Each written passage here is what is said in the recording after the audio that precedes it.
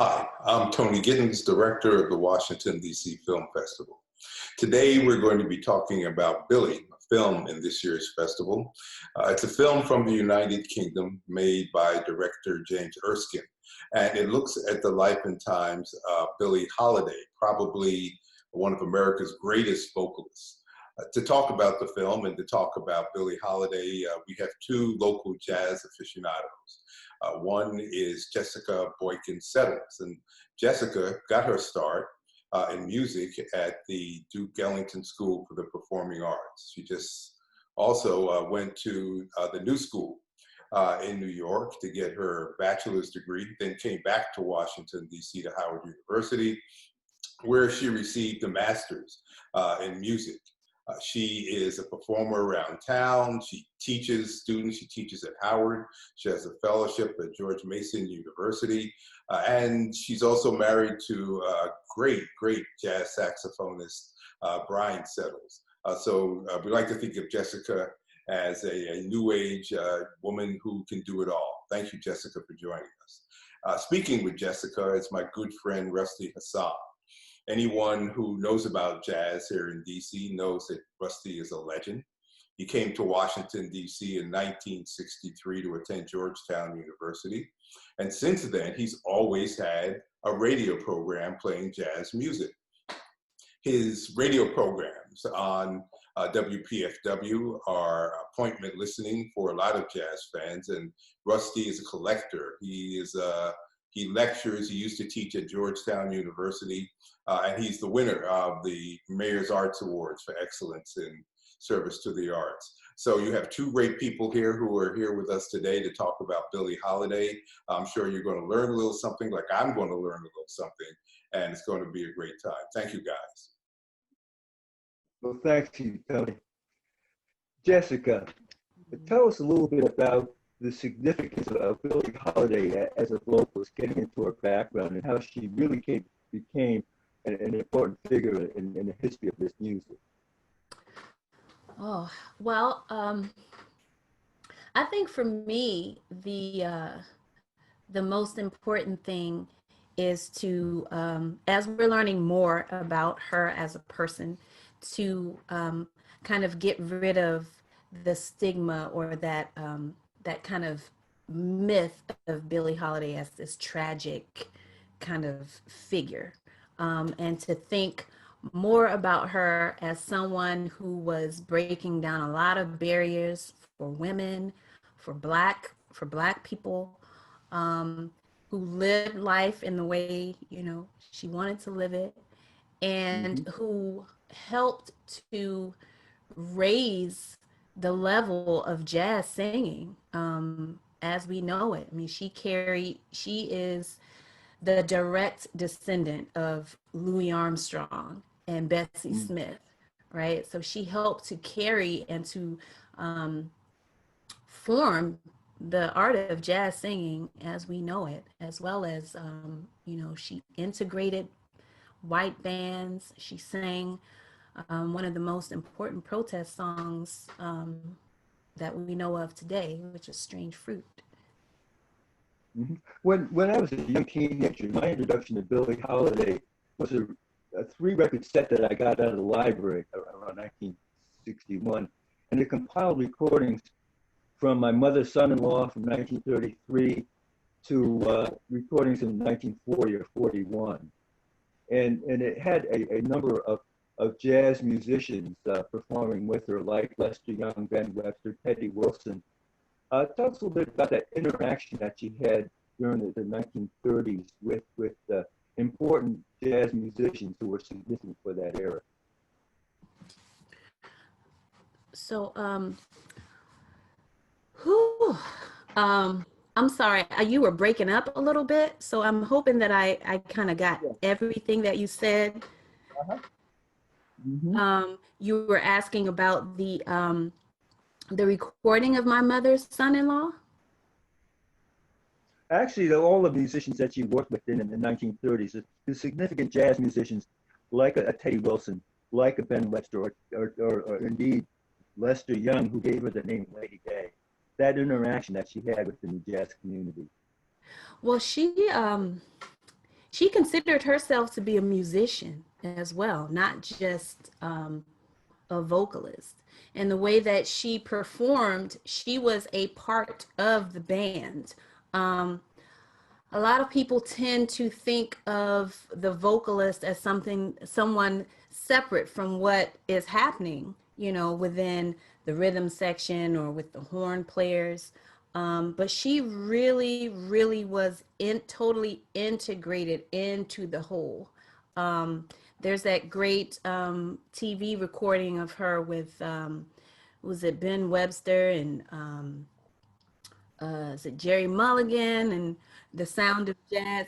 Yeah, Leslie Young and all that, like Sound of Jazz. Leslie Yes, Young. absolutely. You know, Yeah, that. and The interaction. she is a part of that band, and she is taking her role as one of the horns in the band. So I think that her interaction and the interaction with her and Lester Young was probably one of the most important collaborations and friendships that we have in jazz history today. They were very closely entwined as friends, and as collaborators. Sometimes when you listen to, You know, Lester Young. Yeah. sometimes, Lester Young, one of the most significant instrumentalists at that time, in the era of the King of Swing or Count Basie. It was Billie Holiday who decided, well, the most significant person in our life in America is Franklin Roosevelt, the president. So why don't we call Lester Young the president? And that's how he got his nickname Prez. You know, it's sort of this mutual admiration. She called she called her Lady Day. He got the nickname Lady Day to her, and then she reciprocated by calling him Prez or the president. yeah. And you know, one thing about Lester Young that I think a lot of people don't really focus on today is that, you know, he was the inventor, kind of like the catalyst of that whole cool school West Coast style and way of playing. It is, I think today it's very closely associated with mostly white players, but he was like the beginning of that. You know, those recordings that he made with Nat King Cole, and I mean, it's just he was very important in the development and the evolving of the tenor saxophone as a solo jazz instrument, as well as a whole movement of music. Now, a lot of people associate jazz vocals with scat singing. Billie Holiday never scat. And I think it may be interesting to contrast her with her contributions to the music as a jazz vocalist with, say, Ella Fitzgerald, her contemporary, who later became known as an incredible scat singer, and how Billie Holiday is significant, even though she was very different from what people attribute to jazz vocalists. Yeah, so as I mentioned earlier, Billie was a huge fan of Bessie Smith. And so Bessie Smith was probably one of the very first jazz or blues vocalists. So a lot of the older like blues vocalists, they were coming out of the like the vaudeville tradition. And so it was very showy and everything was like really big, and you're talking about a time before microphones when everything, you know, people were able to sing more intimately. So everything was like really big. But Bessie Smith was known for having that really strong attachment to the lyric. You know, she wasn't just singing a song just to sing it, but it was the whole experience. And so when Billie came along, she continued that tradition of having like a very close attachment to the lyric and really being able to put the song across. And so her contribution to the music is really important because, you know, that is what sets vocalists apart from instrumentalists, is our ability to be able to take these words and kind of shape them and phrase them in a way that is totally unique, and also genuine. And so her contribution, unlike Ella's, you know, Ella made, of course, her a very great contribution to the music as far as being a master improviser. But Billie's ability to shape the lyric and to also vary the melody, she improvised. She just didn't improvise using scat syllables. So she improvised by being able to vary the melody and kind of sing around the melody, and to marry the lyrics with, you know, a change or variation in the melody. And she learned that really early on as a young singer, working in restaurants with her mother, when she would get paid to kind of go from table to table and sing songs. And she would never sing a song the same way twice. And that was where she got her training as far as that. She's like, well, I'm not going to sing it the same way that this table right here heard it. I'm going to do something a little bit different. So she was a master improviser, but not using scat syllables. Okay.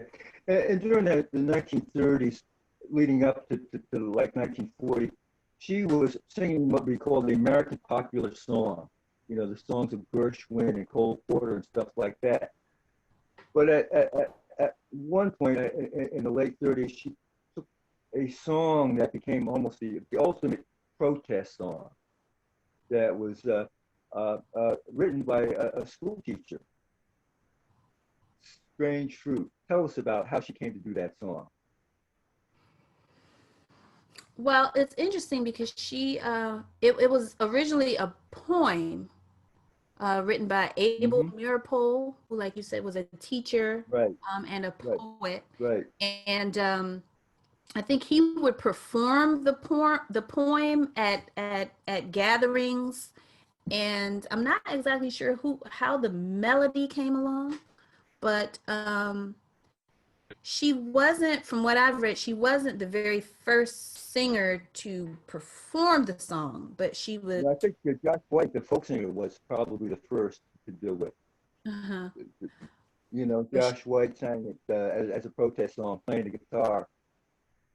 Yeah, but she was the first to record it, from what I understand, and that would have been 30. What was that? I think it was 1939, maybe off to 38, 39. Yeah. In fact, the record label she was working with didn't want to record it, so she did it for a small label called Commodore. Yeah, that was, and I'm sorry. It became her signature song for the rest of her life. She would perform it, you know, in concert or in the clubs that she performed, and really just, it was so striking. A song about lynching was just remarkable, that she would be so brave to put her career at risk to do something like this. Yeah, she would, well, she recorded it, and then she also would perform it at Cafe Society in New York City, which was known as a place that was very progressive and integrated during that time. And it said that when she would perform the song, it was this, it was a whole buildup, you know, and she was like spotlighted, and, you know, it was quiet, and then she would just, you know, launch into this song that would just, you know, still the room. And it was a very brave thing to do back then. I read something that said her mother told her that she shouldn't sing that song anymore. You know, she's like, I'm afraid for you, because you know, this is some really dangerous territory that you're venturing into here. And she just continued to sing it because she was an activist in that way. She said, this is important, and, you know, I really need to do this. And some people think that was one of the things that really affected her during her career. was her choice to record that song and to perform it. Absolutely. She also wrote some of her own material. I guess the one that really associated with her was God Bless the Child. She was a great songwriter. People, yeah, that tune, and there's that song she wrote with Mal Waldron, "Left Alone," which I don't think she had the chance to record it, but many people have recorded that song since. It's a beautiful song, and beautiful, very haunting lyrics. There's another tune, "Who Needs You," which I think Aretha Franklin has recorded that tune, and she probably was one of the first people to record that tune, maybe. But yeah, she was a great lyricist, and as far as I know, she didn't physically write music, but she had a great ear for melodies, so she would get with, someone who could actually write down the melodies for her. But she had a great sense of a great melodic sense, and was a great lyricist as well. Now, of course, a lot of the biographical material, and I guess that movie Lady Sings the Blues that Diana Ross did, God, it was 1970 something, focused on the negative aspects of her life, the drug addictions and other aspects of it, which is a part of, her biography. And yet, I think the harassment that she was subjected to really contributed to making a life more difficult. We should touch upon that a little bit before we conclude. Yeah, she was known for being someone who took liberties with her her story, and that movie came about from a collaboration with her and William Dufty, right? I think he was right, yeah. That book. Yeah. And so there were a lot of things that were fictionalized. I think some that she contributed to, and some that the author took, biographer took some liberties with. And then of course Hollywood always takes that and kind of blows that up. But there was, yes, like you said, there was that aspect, and the true testament of the artist is that all of those people who had those types of issues with narcotics in those days were able to be great artists in spite of all of that. And we're talking 1930s, 40s, even in New York City, where you would think things were a little more progressive than being in the South. There was still very rampant racism and harassment of the jazz musicians, and one of the big consequences was that they would take your cabaret card if you were arrested for narcotics, and then you would not be able to perform in New York City. And so you would have to leave town and travel and, go through all of these, go travel through the South and, have to deal with all of that kind of thing. But it was something that was, I'm sorry, Rusty. We should let people know the cabaret card was actually a work document from the police department that allowed you to work in nightclubs that served alcohol. And musicians like Charlie Parker and Thelonious Monk lost their cabaret card, which prohibited them from working in these nightclubs, which happened to Billie Holiday also. Mm-hmm. Yeah, it was something that was very prevalent, unfortunately, and affected their careers in a negative way. But the fact there again.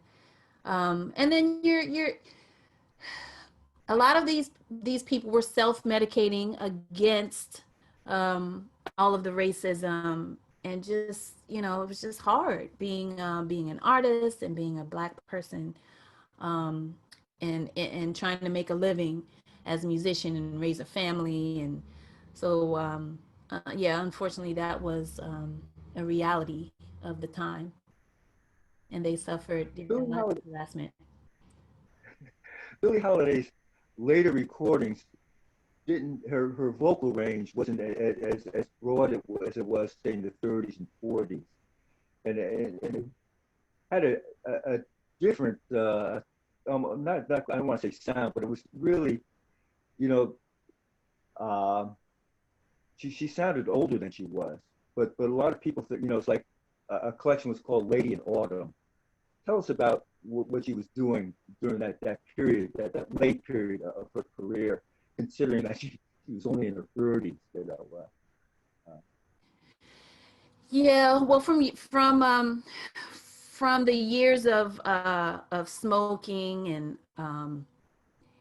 and the drug use, her body just had started to kind of break down at that point. And she never really had a huge range to begin with, but there was that certain brightness to her tone, that I guess to our ears is perceived as being able to sing, higher, or lower. So, but as she got older and her body started to kind of break down, then it did take on that sort of edge and that kind of smokiness to it, and she lost a lot of that ring or brightness at the top of her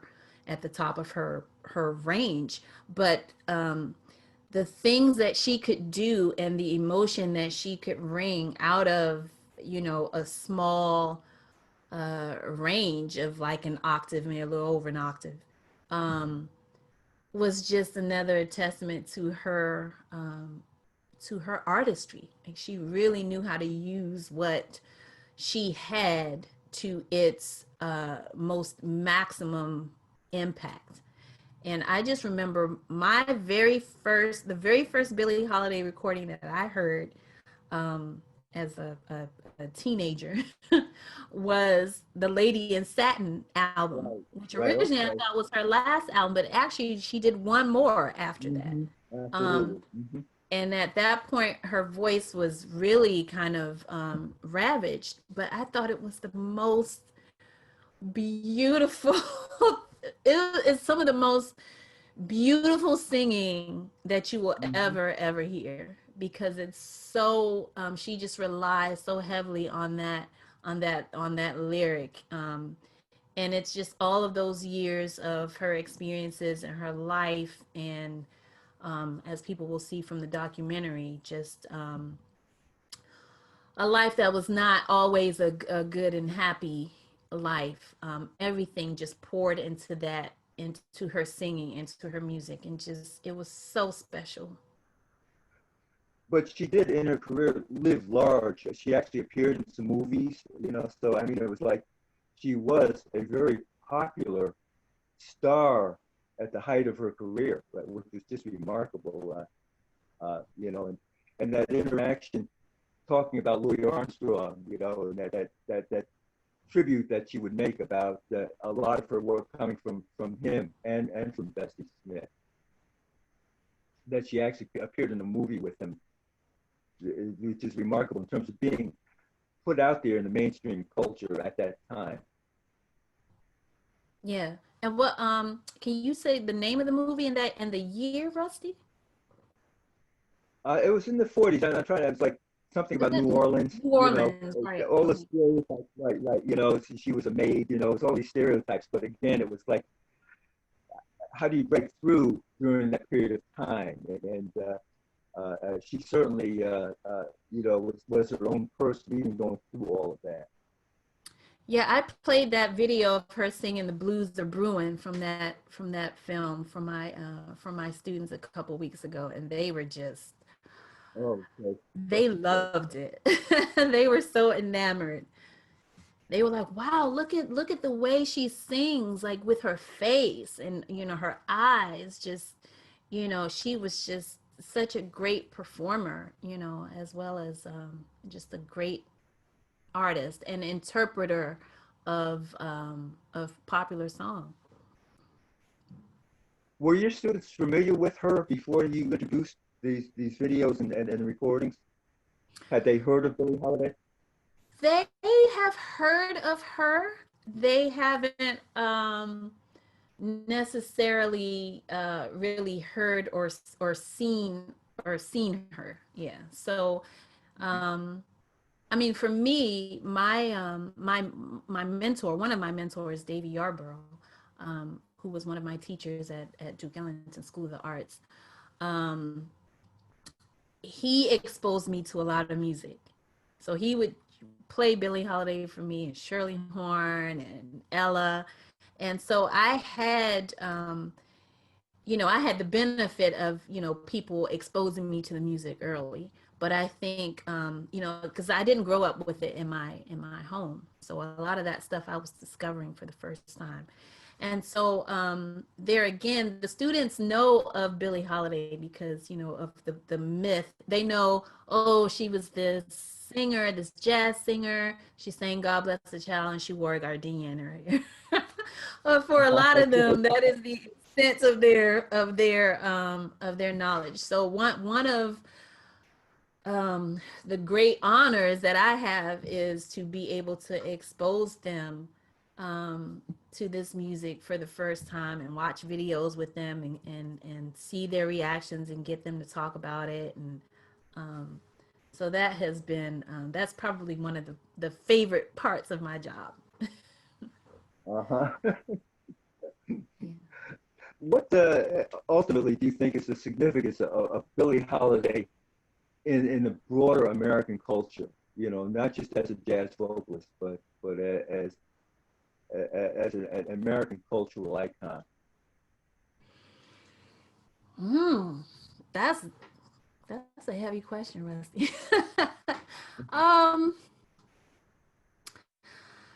There again, I'm gonna have to, you know, kind of talk about her as an activist. You know, the foundations of this music has always been as a sort of reaction to you know, to the world around us and how Black people were treated. And so she is an icon because she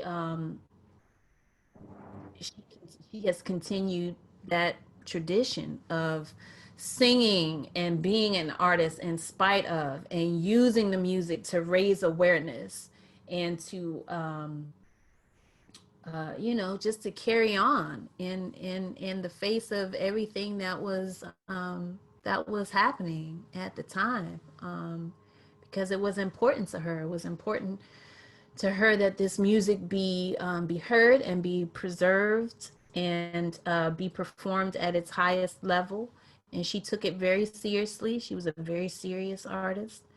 And so because of that, and her contributions and the way that she interpreted the music, the popular music of the time, she deserves to be, you know, held up in that light as one of our top cultural icons.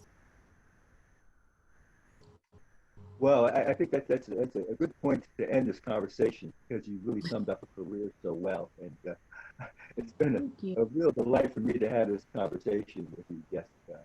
Oh, and I want to thank you for taking the time to do this. Thank you.